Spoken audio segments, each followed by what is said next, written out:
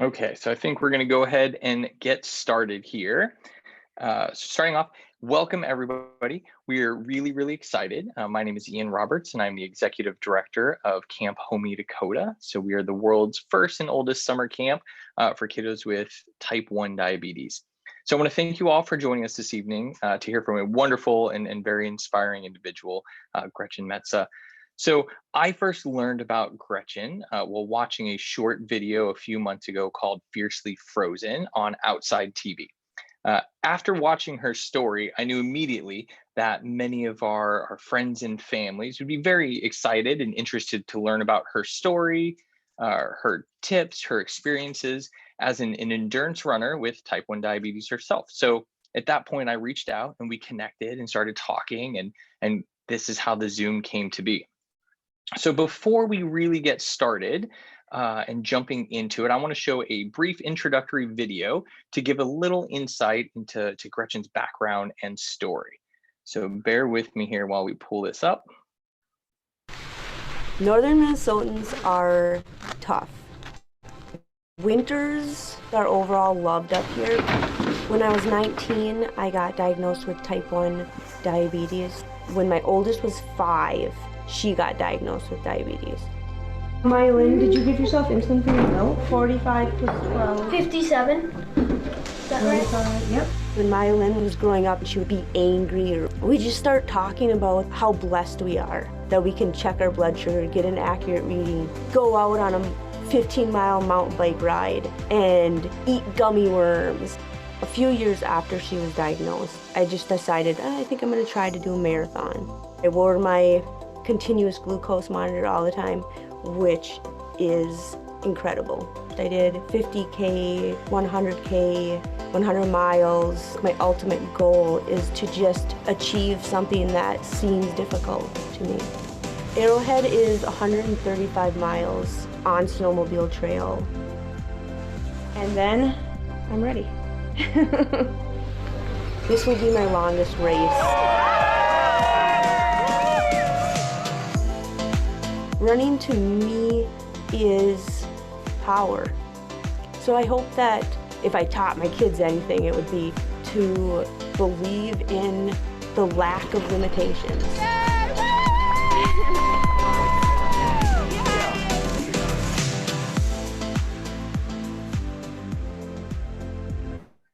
All right. Was everyone able to hear the audio on that? Oh, fantastic. Very good. So with that, before we hand it over to Gretchen to get going here, please utilize that chat box and put in any and all questions that you may have. I will be monitoring that and we'll ask those throughout the presentation here for her. But anything you have in mind. So with that, Gretchen, go ahead and take it away. Hi. Well, I guess all my secrets are out. You guys already know everything about me. How does somebody get into a winter race that's 135 miles? When somebody asks me that, I automatically go back to being a child running sled dogs. And I think that's something a lot of people don't know about me. I grew up until I was about 14, living out in the woods with no electricity, and my family was my oldest brother had 65 sled dogs. So I mean, that's kind of an introduction to being outside in the cold. Of course, it doesn't have really anything to do with running. A lot has happened between those times.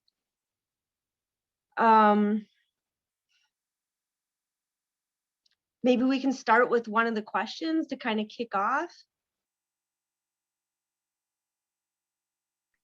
Yeah, absolutely. So let me pull those questions up, please, and let questions come through in the chat so we could do it. So starting off, you talked about, that's really cool. So having the sled dogs, and I've had the opportunity to do a little bit of dog sledding myself in Leadville, and it is awesome. So if anyone's ever had that chance, definitely take advantage of it. So with that, running, and I do a lot of running myself, and admittingly, it's not my most favorite thing to do. Like I've often run just to stay in shape to do other stuff.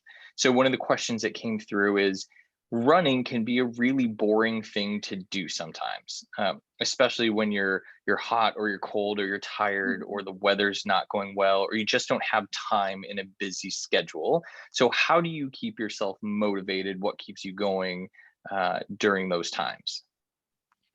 So this is really common actually. People say, I'll start running when I see somebody smiling who's running. So when I'm out on the road, I always make a point to raise my head and I smile at passing cars. And I think what keeps us running is not really the running itself as much as the goals that motivate us for running. And I work full time. I have 3 kids. I'm super busy. And every single week I think I feel like I don't have time. I don't have time. But one thing that keeps me motivated is picking goals throughout the year. And let's say if I picked a race, I know that I'm going to get to that starting line and I'm going to start the race whether I trained at all. So I just think, how do I want to feel when I get to that starting line? And I just go through the process. Another thing about running and actually just physical activity, if you like to swim, if you like to bike, if you like to go for walks with your dogs, activity takes care of us mentally and emotionally. And our mind is like, our mind is what runs our entire body. Our mind is what is going to dictate our success in caring for ourselves as a type 1 diabetic. So if I go a few days without running, I can feel my routine and my process of my weekly life starting to change. And that's such a huge motivator because I need to take care of myself, which is going to help me take care of my kids. And I want to be like out skiing or something when I'm 70 years old. So Great, that's awesome. So another question that came in along with that is when you are doing some of these long runs and you're motivating yourself to get out there, and I think long run is different for most folks, where they would view a 5K, 3 miles is a long run, where that is a jog, a warm up potentially for you. But once you get into longer, let's start saying, 15, 20 plus miles, what are some of the things that you eat? How do you keep yourself not only hydrated but well fed? And what are some of the questions coming through? What are your thoughts on, living off of like gels and cliff shots and blocks and stuff like that versus real food while you're out on a run? all right, to start with, how your body is going to process out on that race, run, training run, activity that you're doing with your family is going to actually start with your daily routine. And and as a type 1 diabetic, I you need to eat food that you do eat on a daily basis when you're doing activities. If you're a kid and you're going to go out biking and you like peanut butter and banana sandwiches, then that's what you should bring. You should bring peanut butter and banana sandwiches, but then you should also have a fast acting sugar as a background. As far as an endurance athlete goes, if I'm going to be out there for many hours, I do not just do gels or hydration mixes because it gets too acidic on your stomach. And if I'm going to be running for 20 miles, you're not going to be running at a pace of a 5K, let's say. A 5K, you're going to be running so fast and you're going to be burning lots and lots of sugar. And any kind of activity that you're working really hard at, you're going to have juice or things like that that's going to act really fast into your body to make energy. Sure. So along those lines, we've got a question from Nicole. It's actually her 11-year-old son. And so going back to like the Arrowhead, so running 135 miles, which is crazy to think about, how did you personally manage your diabetes during that long distance? What were some of and that might be Nicole's son right there. How did you manage that? No pun intended, but what were the highs and lows of kind of doing this long race? And were there really any low points that you're like, wow, this really just sucks? So starting Arrowhead, actually only 4 weeks before I started Arrowhead, I did an 80-mile winter race called Tuscobia. And in that race, I ran it so perfectly. I starting a race as a type 1, and honestly, as any athlete, your nutrition should be your number one focus. And if you can manage your nutrition, your water, the whole thing is going to pan out better. But as a diabetic, I'm wearing my continuous glucose monitor and I'm watching it. I'm watching my number. I want to keep it within a certain range, which would be like 150 to 225 would be ideal, to keep it in that range. And so what I do is I'm very aware of snacking. My favorite is Rice Krispie bars. And because I can add sugar, you can make them yourself. Who doesn't like marshmallows? And as a diabetic, there's like nothing worse than Rice Krispie bars. Like, man, I just want to make Rice Krispie bars at 8:30 at night. You're going to be waking up with 400. That doesn't matter. But in a race, I have them cut into sections that I have an idea of how many carbohydrates there are, and I eat those. But the reason I brought up Tuscobia is I did really well because my main focus was not on how I was going to finish. And with that race, I just focused entirely on nutrition and went with that. Now going into Arrowhead, I was a little bit burnt out after Tuscobia, and I had done really well at Tuscobia, and so getting a really good time or whatever kind of didn't seem that great. And I kind of got a little distracted. I ended up sleeping, actually 18 miles from the finish line. I slept for 7 hours in my bivy sack. So that's something you don't see on the videos. I was just out there walking and I was eating a sucker, and I was kind of like, I started kind of falling asleep while I was walking, and I thought, do I want to win or do I want to sleep? And I said, I want to sleep. And that was kind of a low point, because in that decision, I felt like I was making the wrong decision. But I also, I don't know. I mean, life is kind of an adventure. And during that decision, I kind of don't regret it at the same time. If you've ever slept outside when it's 15 below and you're like cozy in a little tiny little tight little cocoon, it's pretty great.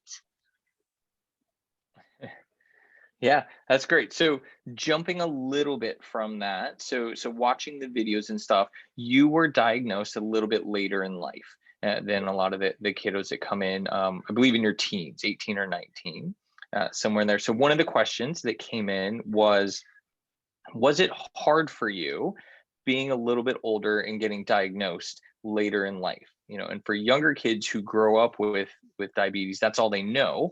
But when you're a little bit older, how has your life changed? What does a normal life now look like that you're leaving? Awesome question. I think it was an amazing privilege to be diagnosed later on in life. I knew what it felt like to not have diabetes. I can remember what it felt like going from having a functioning pancreas to it slowly dying off. I can vividly remember that entire thing, even up to diagnosis. And I remember the fear of having to start giving myself shots and learning how to count carbs and stuff like that. And I think what was so amazing and what really motivates me to this day is when I didn't feel good, I knew I didn't feel good. I have some parents that will say, well, I let my kids drink regular pop and they don't feel the difference. They seem fine, their numbers feel fine. And I just know the difference of feeling fine and feeling great. And that has been such an amazing motivation for me to just keep educating myself, to learn how my body works, to learn how my pump works, and just and going in to life that way. Now, when my daughter was diagnosed at age 5, she was able to start her care from a very high level care. So I already knew everything there was. I was already on an insulin pump, and I could just get her right from diagnosis to like just a much higher level of care in a matter of 5 days. And there was so much stuff that she didn't have to go through because of that. And so like actually when she was diagnosed, being a parent who's already a type 1 and then having a child be diagnosed, there was a huge amount of shame that came with it. I felt very guilty that I had given this to her.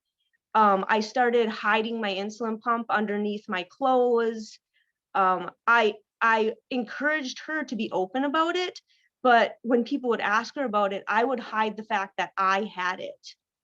And it just all of a sudden became eye-opening to me how, like, I didn't want her to realize my shame, because, you know, one day maybe she'd have a kid and maybe she'd get diabetes, or how many other parents who are out there who are in the exact same position.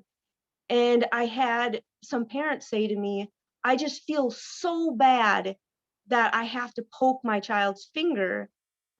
When I'm doing it to their finger at night, I'm crying. And I realized that I did not agree with them. I said, being able to check your child's blood sugar is life. Like, there's nothing more giving that you can do to them than to give them good blood sugar and good care.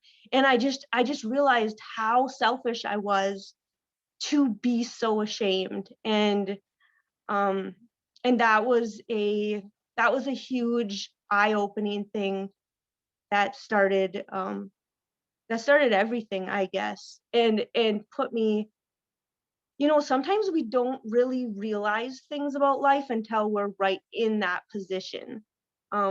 And it's very, very eye-opening. You feel compassion, but you should never feel ashamed to give your child the best care possible and to help educate them. And if I could just say one thing, as a diabetic, it's hard to have the feeling of being watched all the time.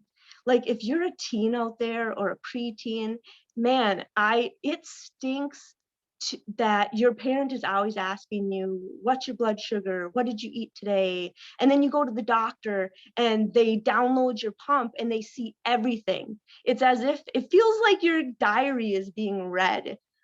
And I really feel for that. I really feel for the kids of that age. And I think, you know, if you don't like that, then you need to really take your diabetes so seriously in your hands and be like, I'm taking responsibility to care for this, and I'm going to do the best that I can. And if you show motivation to educate yourself and to ask your doctors questions, that's like, you know, you're going to get more and more space when you take the initiative yourself. Yeah, that's great. Great advice for sure. So kind of two-part question that's coming through. So it sounds like you decided to do your kind of first marathon a little bit later, like after diagnosis, kind of keeps you motivated for it. So two-part question of, have you always been an athlete of this caliber and endurance style? Or did you get into it later in life? And part two of that is, do you think that you would have done these great achievements that you have done if you were not diagnosed? So I did not, I did no high school sports. I snowboarded and skied. When I got married, we started doing uh, motocross style kind of stuff. None of it was endurance. It just activities. I think the reason I got into running, honestly, was I had my third kid, and you like anytime you wanted to go get on your dirt bike is like it never fails. We're always having to fix something, and you have a babysitter, and then you spend 45 minutes like fixing something on your bike, and then you finally get out there, and then you only have like an hour to ride. And so what I did was I just started running early in the morning, and me and my husband kind of had this like little bet, like, okay, I'm gonna run. And I had picked a race. I thought, okay, I'm gonna try to train for a marathon. I actually hadn't picked the race. I just thought, oh, this will be really hard. I'm gonna try to train for a marathon. And he wanted to, and then he would train for endurance, enduros. So on his dirt bike, enduros, single track trails through the woods. And that way he could train for that, and I would watch the kids and I could run alone. And when I started training for the marathon, I did have diabetes. I had a pump, but I was not using a continuous glucose monitor. So I would carry my glucose meter with me, and I would carry like a juice box and some jelly beans, probably, because those are my favorite. And I would run, and I would only have a certain amount of time before I would need to get back, before my husband needed to go to work. So that's where I started running faster, because I knew I could only get so much time and so much distance. It was very super challenging. I would need to stop and check my blood sugar every so often. And as you know, if you're diabetic, you can't feel sometimes if you're low, you can't feel if you're high, you're like guessing. And also adrenaline and running fast will make your blood sugar drop, and then it will shoot it up. And there was just a huge array of issues that started happening, and I would have extreme highs for sometimes a whole rest of the day, or sometimes the next day I would have extreme lows, and it was very challenging. Would I have reached I have done pretty well in quite a few races. And would I have reached the same goal without, no, probably not, because I had a great motivator. My great motivator was to say to my kids, who cares about diabetes? And I'm not just going to finish this race, I'm going to do really well at this race. And it was an extreme motivator. And I realized that once I had achieved it, I had to find new motivation. I just found myself out there running races, saying hi to my friends. And it was completely different. Yep. Okay. Yeah, great. So shifting gears a little bit, one of the questions from one of our medical staff, one of our NPs, what tips do you have on training unconditioned dogs into running buddies? Unconditioned dogs. Oh man, you know what? Almost every endurance athlete will outrun their dog. I think you should carry a bunch of treats in your pocket and give them lots of treats. Okay, great. All right, so another question, is totally up to you if you're okay answering it. Most folks with type 1 at some point in their life go through a burnout period. Have you ever gone through that yourself personally? And if so, how did you get yourself back on track and find the motivation to kind of crawl out of that hole that can sometimes be difficult? So motivation from from stopping. I think I think it's how we perceive failure. Do we look at cutbacks or even having to stop a race to DNF, to not get up one morning or to eat a bad breakfast, and then your whole healthy routine of your day, you think, oh, I ate a bad breakfast, so now I'm not going to eat healthy the whole rest of the day. I didn't run today, now I'm not going to run tomorrow. I think it's how I had to teach myself how to perceive uh, failure. And part of perceiving failure was to stop using the word failure. Um, Failure, like I was a very black and white. Like I either that was successful or that was a failure. And I realized how unhealthy that was. When you have a setback, you just think, you know what, I had a setback, and I'm going to take, instead of looking at my entire day, my entire week, my entire summer, I'm going to just make a whole bunch of little decisions. So if you thought of your diet, you think, you know, like I didn't eat a healthy breakfast. Okay, that was a decision. Now my next decision is another decision. uh, that's the decision every time we decide, yes, I'm going to check my blood sugar right first thing in the morning. I'm going to check my blood sugar first thing before I go to bed. It's just a ton of little decisions. I have definitely had I've had burnout caring for myself for diabetes. I've had burnout of not wanting, I'm just done running. I don't care if I get to the next race trained or not trained. um but but I think that mentality is what has really helped. Just thinking of everything as little decisions rather than a ginormous picture.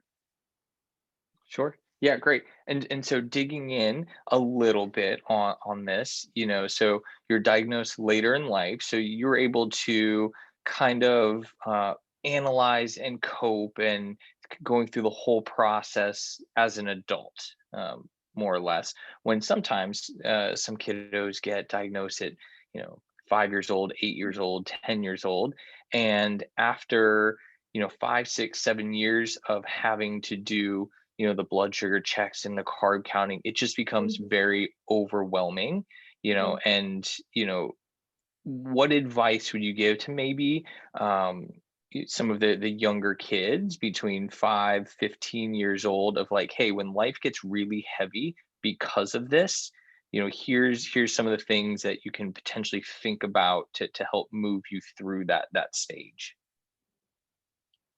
Okay, so if you're a little kid and you're so sick of diabetes, I think you need to find a friend, another friend who has diabetes. You could talk to Ian. I bet Ian would have somebody that you can connect with. You can Sure. use Zoom meetings. You can become friends with them on like that kid messenger that's on Facebook. Seriously, that is so fun. You guys could exchange, you guys could log on once a week and talk about, how much, like, hey, did your friend say this at school to you today? And I think that's what I would want to do. I think that would help me. Great. All right, so shifting gears a little bit, and folks, if you have questions, please keep putting them in the chat here. So running these races, going back to getting yourself motivated, you can't just run 1 or 2 times a week and call it good. So for you, what is your average amount of miles or hours that you put in per week, so you kind of stay in top form for races? 50 miles. 50 miles is my average. I think I'll go from 30 miles to 75 miles. And I think it's quality over quantity. If I do a really good quality week, I can cut back on my time and my miles.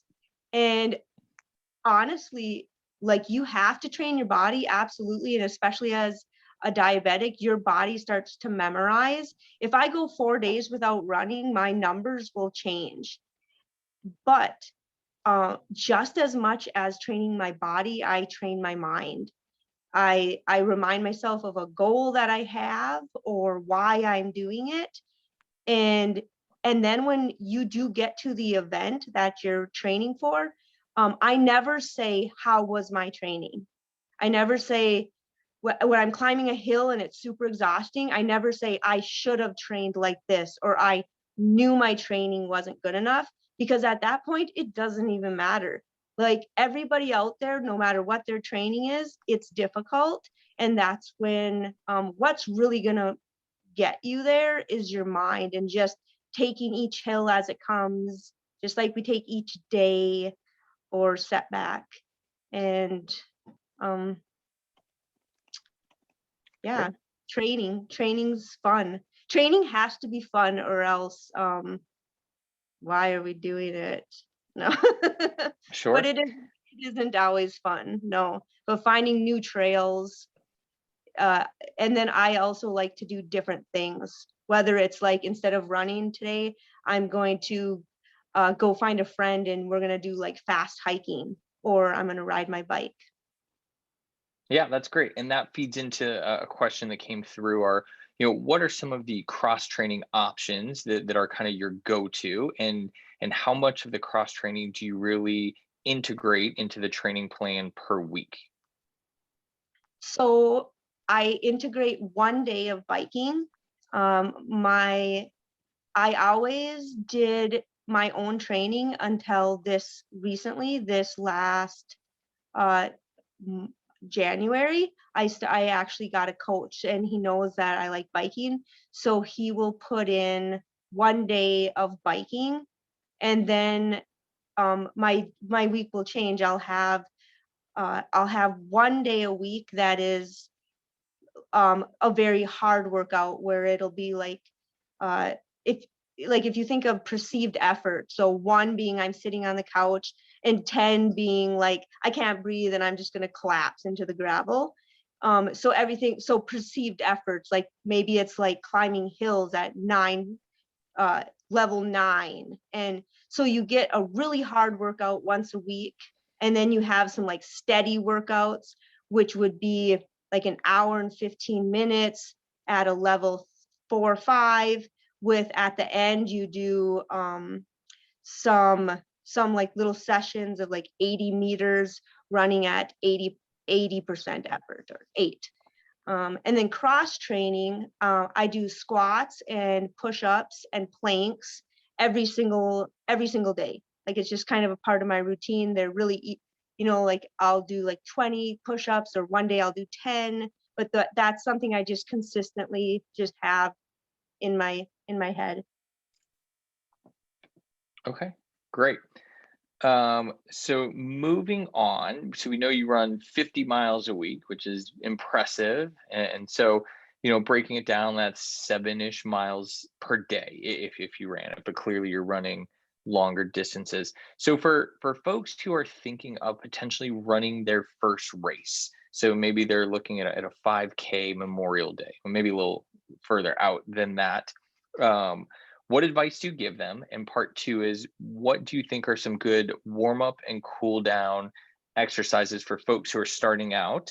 For the example written, someone who does exercise as a person with type 1 and has blood sugars that go up and dip down later after the exercise, if that makes sense. Yes. So as a type 1, I found an amazing thing that works is you need to manage your stress before you're going to go for a run, especially before you're going to start a race. you need to really manage your stress. If you're nervous and fidgety, you feel like sweaty, all those kind of things are going to elevate your blood sugar. So what I do is I just think, I try to show up to the event with not very much time before it's going to start. And then I'm going to say hi to a couple people. I'm going to check in. And then I've told myself this, so I kind of believe it. I'm like, I'm just here to run with my friends. I'm going on a run with my friends. And just putting your mind in a place that you can be chill makes an amazing difference. Now, as far as your blood sugar going up and down, you're going to have to start keeping track of what it's doing. If you're going to do speed, especially when your body is not used to doing speed, your blood sugar is going to drop. It's going to extremely drop. And your body's going to go into this like emergency. It's going to give you some adrenaline. It's going to kick out sugar from your organs. And then your blood sugar is going to be very high. And so like, you're going to just have to learn the pattern of your body. And really, so what I do is when I go into a speed session, I'm like, okay, I'm going to run a 7-minute mile for 2 minutes or whatever it is. I know that it's coming up. So I will preload with like a gel. A gel is so nice because it's so fast acting. Some of my favorites are Huma, which is, I don't know how you say it, Huma, because it goes down. It's a little more little more liquidy. And I prepare my body for that. I give it sugar, which gives it energy. And then I'll do that, especially if you're doing something where if you're doing a 5K, you've got to be super careful about this. Preload before you start and then during it as well for a 5K. A 5K, you're just going to be burning sugar no matter how fit you are. Okay, great. Let's see here. So for folks getting into running and for shorter distance and long distance, what are some diabetes supplies that you will always carry, you won't leave home without? I mean, there's many, obviously, but what is like the one kind of luxury thing that you need or whatever? And then part two, do you have a favorite kind of pouch or device that holds the pump or anything that keeps it from bopping around and kind of all tucked in nice and neat while you're running? Sure. One of my favorite things is I'll take a pair of my favorite running shorts or leggings, and I will cut the inside of my waistband so that I can slip stuff inside of it. I have also used like the belts that are made to slip things through, but I find that they slip up off of my hips and onto my stomach. So by just cutting the inside of the inside of your waistband, you can slip gels in there, all kinds of stuff. I'll put my cell phone inside of a plastic bag and I'll even slip that in there. I think for being a diabetic and out running, I take my cell phone with me all the time, and I start my runs without having active insulin in my body. You ate dinner, you took the normal amount of food or normal amount of insulin for that food, and then you go out running. It's not going to usually be the best for you. So I try to run without active insulin in my body, and I wear my sensor literally almost 100% of my life. When it is off, it is on the charger, and then it is back on my body, because that sensor, no matter what kind of setbacks you have had, and I have had them as well, to master your sensor is literally magic, and it just opens a million doors. So my sensor, sugar, and my phone. Okay, great. So jumping here to different types of races, how do you prepare, whether that's training or eating, all sorts of stuff, for differences between winter racing and summer racing? Um, I don't. I just I just stay active. In the winter, it's slower. In the winter, if I want to go for a run, I can't even sometimes get traction to do speed work. So I don't Mm. do speed work. I um I change with the seasons. And I think that that's what's so amazing for our bodies is we should never expect them to do the same thing all the time. And you don't have to train the same all the time. Absolutely not. Okay, great. A couple have come in asking, what is next? What's your next big challenge? You've done 50Ks, 100Ks, or the Arrowhead 135. Like, what do you have your eyes set on? So the Arrowhead 135 is special to me because I grew up uh, about 7 miles from where the trail crosses. I grew up out in the woods, and I feel like that race is special to me. And so my goal, my upcoming goal that I really want to work hard for is I'm gonna break that record. I'm gonna break the women's record. The guys' record is like 32 hours, and I'm not gonna think about that one. But I'm gonna break that record this year. What is the record? What is the goal you're going for? I can't even remember, but I know I can do it. Okay, awesome. Uh, let's see. Any other questions from the folks out here that you want to know? I see your name's clearly not Adam, but that's what's listed on your tile there. You look very intrigued. What's on your mind? You know that? Okay. Okay. So got, let's see, one last question that came through, but if you do have additional questions, please ask them. The one last question that I see here is, what happens, or what would you do in case that there was an emergency or you needed medical assistance related to diabetes when you are 70 miles, out there? You have your cell phone and stuff. That may not work in the backcountry of Minnesota at times. And so what would you do? So I wear a GPS tracker, that like a spot tracker, and people could see the vicinity, like the vicinity of where I am. Mm. Also, um, the medical staff of the race is aware of my condition if for some reason I don't move. And so I have had, even at Arrowhead, when my spot tracker didn't move, the race director was actually getting text messages and stuff worrying about me because people did know I had diabetes, and they sent a snowmobile out there to check on me. Um, I know that that is a big danger, and I think it should be taken absolutely very seriously.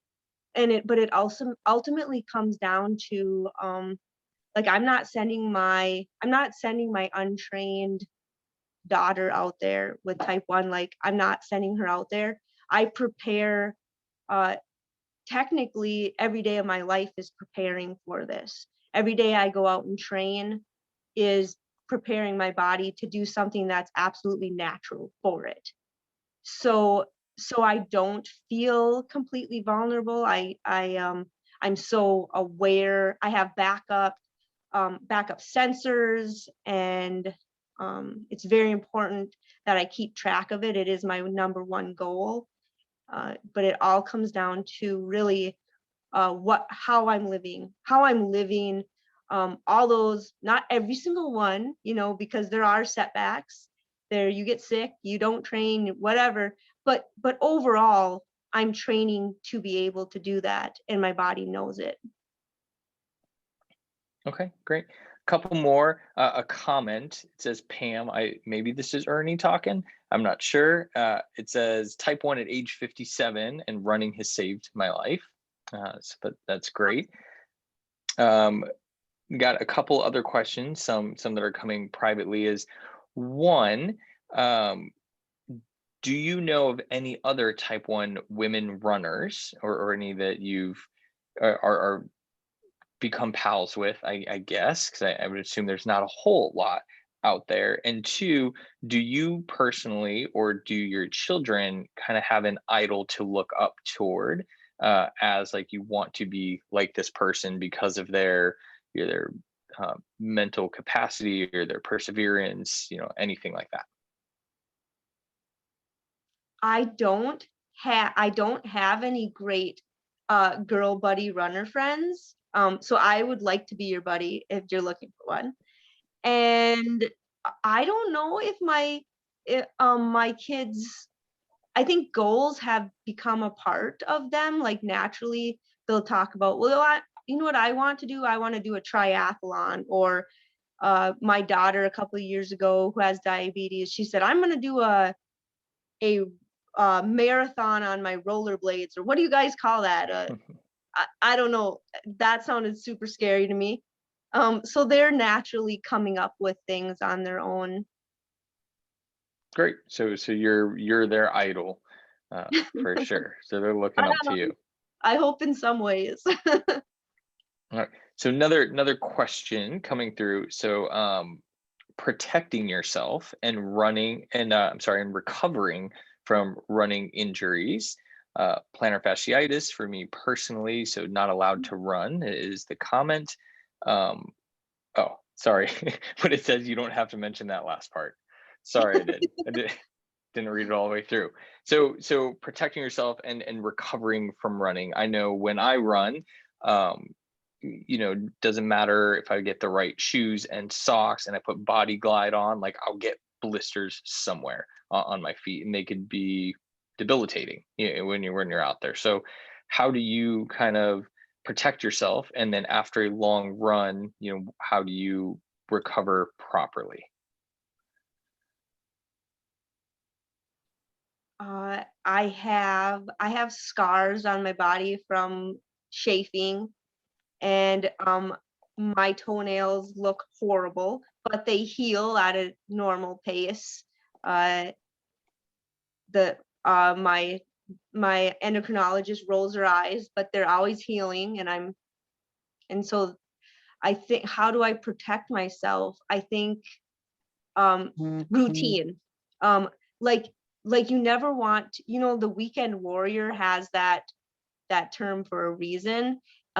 If you are sporadic and you do lots of miles, then you do no miles, you do really hard, and then you just don't do any. I think that is like definitely injury wants to hold on to that. When I started running like just balls to the wall, and I got plantar fascia and had to stop running for about 8 months. And then I had to always wear tennis shoes for the year after that. You couldn't walk barefoot or anything. And that was from not breaking my body in correctly, muscles and your skeletal system. But routine is definitely, I think, the ticket. Great. I have another question. It says, my favorite running shoes are Hoka's. What do you prefer? What fits best with your foot? And what size foot shoe do you wear? So Hoka's, I wear Hoka Speed Goats, the waterproof, Yeah. for my winter, for the winter stuff, because they have a thicker sole and it keeps your feet up off the ground. And drying is super important. For my summer, fall, and spring, I wear Nike. One of my favorites is the Wild Horse, and also the Solomon Sense Rides are also one of my favorites. The most important thing about picking out a pair of tennis shoes is that you look at the heel toe offset and try to pick a shoe that is similar in that range. If you normally are just buying whatever shoe off the shelf, they're often a very high heel toe offset. So if you go to one of those like flat shoe, like what do you call them, like what all the the earth people wear, because they're real, yeah, probably minimalist. No. Yeah, minimalist. Yeah, minimalist. Yeah, if you go to the minimalist, you're probably going to start flaring up some plantar fascia.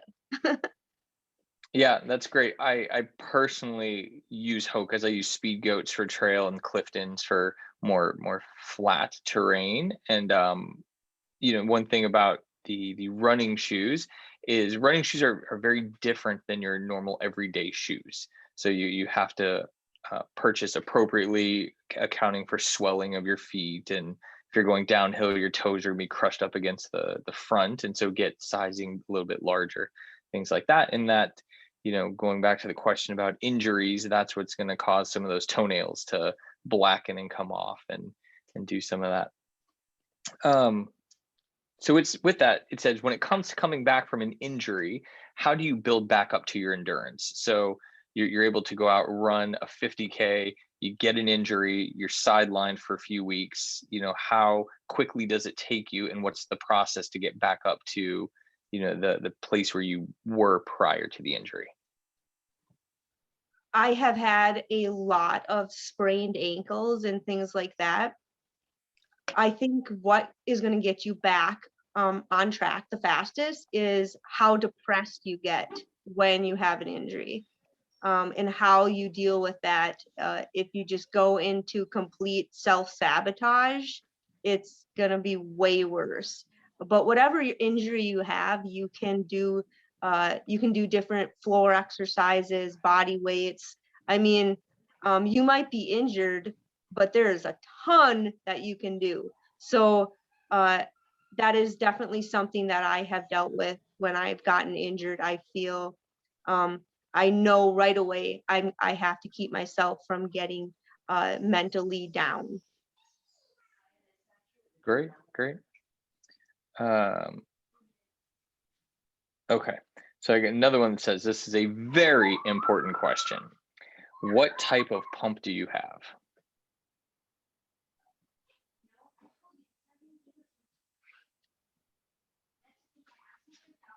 This is my Medtronic, and right now I have it on auto mode. So auto mode is so awesome. So it memorizes what you do to your body, how you basically how you live. And when I went to auto mode, my low blood sugars got way less. Because let's just say you're getting just a tiny bit too much background insulin at certain times of the day, it will change it.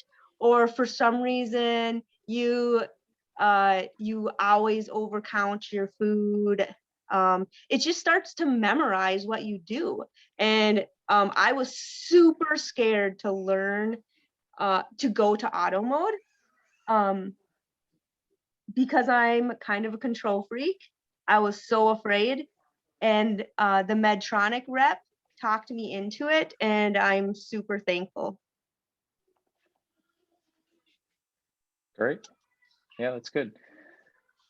I'm still looking at Adam there and see hands flying in the background. You got to have something to say to us. No. Okay. So Adam is my daughter, Mylin. Hi, Mylin. Oh, okay. Like she's very interested in it. So, all right. Well, now it makes sense. Do we have any questions from a diabetic? Anything that they're struggling with?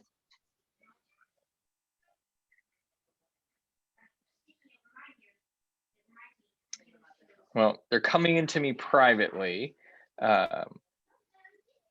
So next one is, do you stay in auto mode when running? I oftentimes, when I start running, I put my pump on suspend. And when my number starts getting high, I will put it back on. I will turn it back on and it will be on auto mode.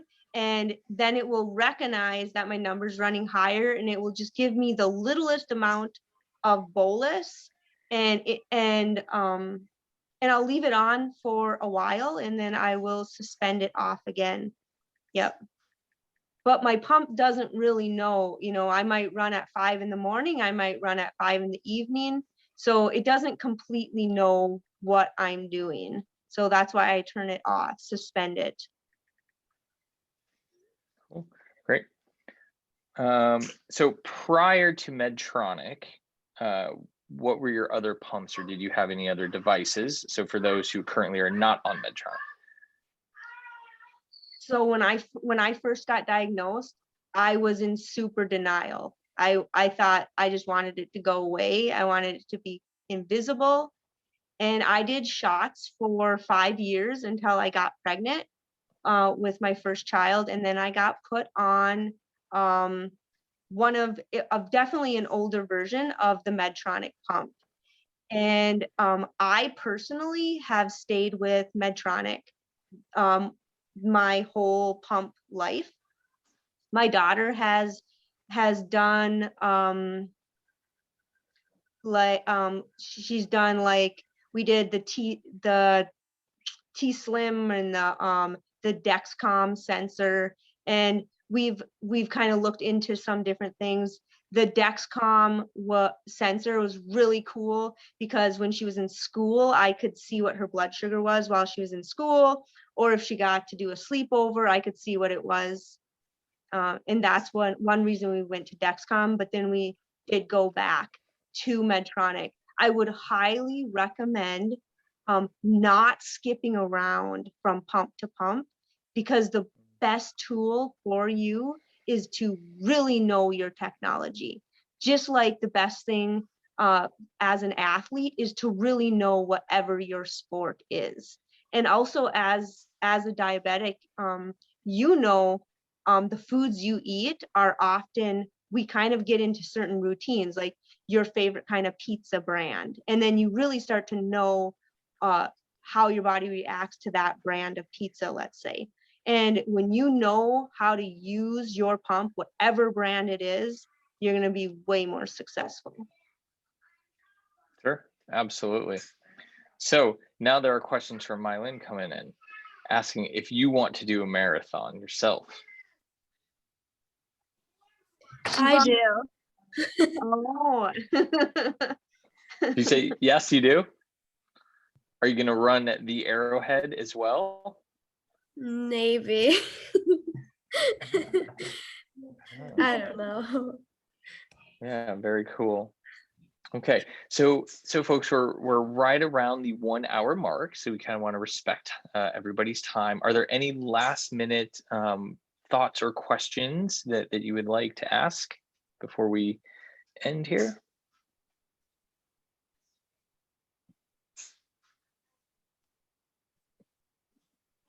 Seeing lots of thank yous, super cool, great job, all that stuff coming through here. So with that, thank you for sure. This has been really great, really inspiring. I think a lot of really good information, and probably some folks who are excited to maybe lace up and go for a little run. Not sure what Minnesota is like. I think we're under a winter storm warning tonight in Ohio. So we'll see what it looks like tomorrow morning for us out here. But yeah, thank you so much. That was fantastic. Lots of really great things. I'm inspired to go out and keep running more, even though it's not my favorite thing to do in the world. But I've been flow with it. And so love-hate relationship for sure. So thank you all for joining us. look us up, Camp Homey Dakota, if that's something that you're really interested in this summer. So again, the first and oldest camp in the world for kiddos with type 1, and we were the only camp in the world who operated in person in 2020. So making history all the time. And we've got really great programs for lots of different ages of children from 5 to 17 years old. So thanks so much. Thank you, Gretchen, for today. It was great. And we hope everyone does well. We'll see you soon. Thank you. Thank you. Thanks. Bye. Bye.